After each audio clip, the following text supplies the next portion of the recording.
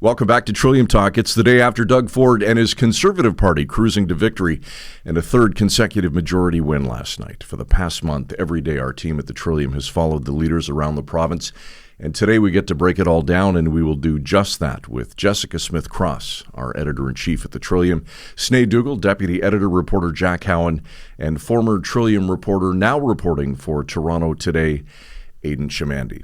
Sinead, let's start with you. It's the day after, and I suspect a somewhat quiet one for the leaders. It only took 10 minutes to call it last night, which to many wasn't a surprise, but from a PC perspective, did anything jump out to you as a bit of a head-scratcher last night?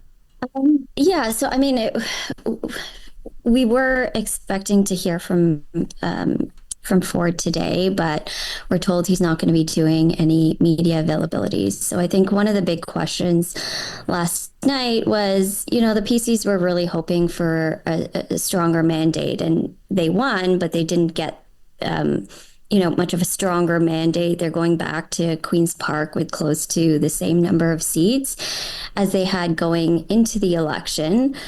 So they are going to be facing some questions about spending the estimated $189 million on the election, early election, and not getting the stronger mandate that they wanted.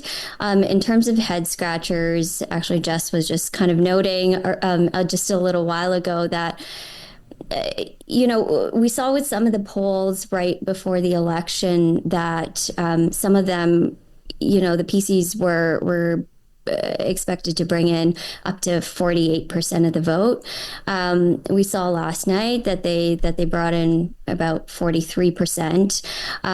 So it is a bit of a question, as to why they kind of underperformed compared to some of the polling that we saw right before. All right, so what's next for Ford, from assembling a cabinet to getting back to the legislature, a budget, all amid the threat of tariffs? His plate is pretty full. Yeah, so at some point he'll need to be sworn in. He'll have to figure out his team, cabinet, who those individuals are going to be, and they'll need to be sworn in as well. The legislature was supposed to return on Monday, but that won't be happening now.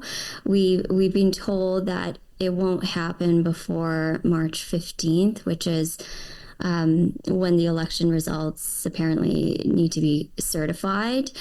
But before all that, we could see some action on the tariff front. So we heard just this week, U.S. President Donald Trump did say that the pause on imposing the 25% tariffs on Canadian goods would actually end, and that those tariffs would hit next week. So, if we do see that, we can expect there to be a response from the federal government, but also potentially from the province. And, one example that we saw that was going to happen when the tariffs were going to be imposed some weeks ago was Ontario planning to pull American alcohol from the shelves of the LCBO. So we'll have to see what else they kind of do in response. And then at some point, we can also expect to see a budget, which, will likely be, focused largely on the tariff threat or the actual tariffs if they do hit. All right, Jess and Aidan, I'll bring you guys in now and talk about the night for the Liberals. The good news for them is that they did, in fact, regain party status, but it wasn't a good night for Bonnie Crombie. Yeah, that's right. It's an unusual night for the Liberals all around. They really, really needed to get as many seats as they did as a bare minimum. If they hadn't gotten at least 12, they wouldn't have had official party status. It would have been for the third time. It means they don't get the funding that they need to really rebuild themselves as a party. So some Liberals are very, very happy that has finally happened for them after two really bad elections. But now Bonnie Crombie lost her seat in Mississauga. So they have a leader who announced right after the election that she's going to stay on as a leader and fight, one who doesn't have a seat. And that comes with all kinds of complications. Who's going to lead the party in the House? They have a really reliable MPP named John Fraser who's done that role for her in the past. Will they do it again? Will they have another strategy? Will they try to be in campaign mode outside of the legislature with Bonnie Crombie as the leader just about and around Ontario. That's what they did when she was the leader and didn't try to get a seat. Will they have, in the past, we've had politicians run in a by-election because one of their own party members resigns for them. That was a strategy that worked out terribly for John Tory when he was PC leader. So there are a lot of questions they're going to have to answer about what they're going to do and how they're going to do that. Certainly. Now, Aidan, she said last night that she plans to stay on as leader, but we're already hearing today, the day after, rumblings for her to step down. What are you hearing? Yeah, discontent, surely. I mean, Liberals like to win. If you are the Liberal candidate who promises that you can deliver a path to victory, that will generally guarantee you a victory in the leadership race. Events last night clearly show us that that wasn't the case. And I also think it was rather interesting that, kind of the whole rationale behind Bonnie Crombie was not only, she could deliver seats in the 905 that swung to the PCs in 2018 and really form a very strong base of support. Not only was she not able to win her seat, but didn't really deliver much by way of Mississauga or Brampton or those seats that the Liberals really need to get if they want to get back to governing status, whether it's minority or majority.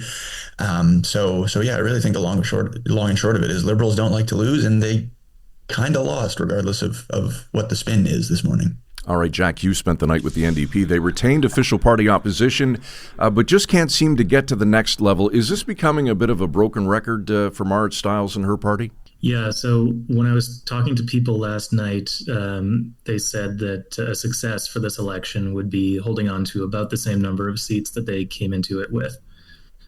Which is not exactly an inspiring line, and certainly not something that they said publicly before election night. But there it is. So from some perspectives, it is a victory because they only lost a few seats, and they retained official opposition, and they're a more efficient vote than the Liberals delivered that. They got far fewer votes than the Liberals did, but there were a lot of quote-unquote wasted votes in the 905 for the Liberals that, as opposed to the NDP, who were able to pick up more seats. But as you say, yeah, it is becoming a bit of a broken record for this party.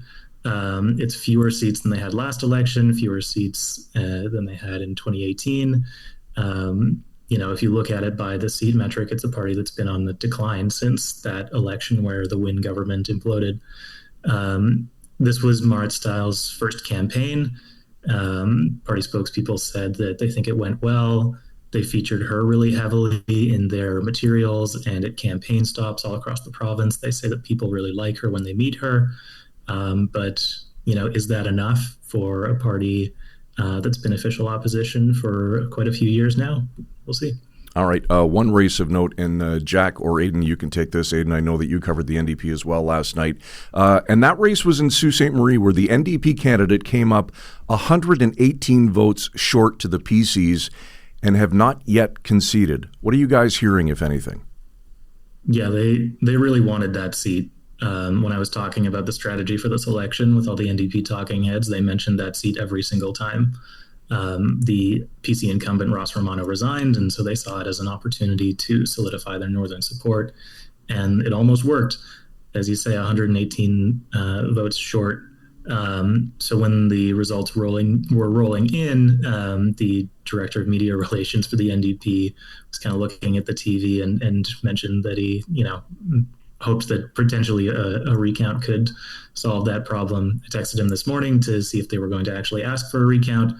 It's unclear at this point, but that was definitely a heartbreaker for the NDP. All right. Aidan, final word to you. You also covered the NDP last night. What's the future of the party look like? What's next for them? Well, unlike the Liberals, a loss does not necessarily mean death for an NDP leader. The thing that I will be, very interested to watch is turnout, even though it was expected to be much lower in 2025 than it was in 2022, was about the same. And Marit got just under about 200,000 fewer votes than Andrea Horwath did in 2022. But, they were relatively able to hold steady in a lot of those ridings.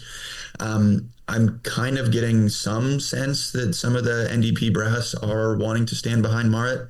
And an interesting thing is that in was it the 2023 leadership race for the NDP, she ran uncontested. It was kind of a coronation. So it remains to be seen if some in the background and in the caucus will be kind of more giddy this time to mount some kind of a challenge to her, and if there are multiple people, if they could actually have a contested leadership race. And just kind of given where politics is going right now with populism and all that, the blue orange NDP seats I think are very interesting. And someone kind of like, I don't know, like a Jennifer French out in Oshawa, which is a union town, I wonder if someone like that versus kind of a downtown Torontonian would think about potentially challenging Marit.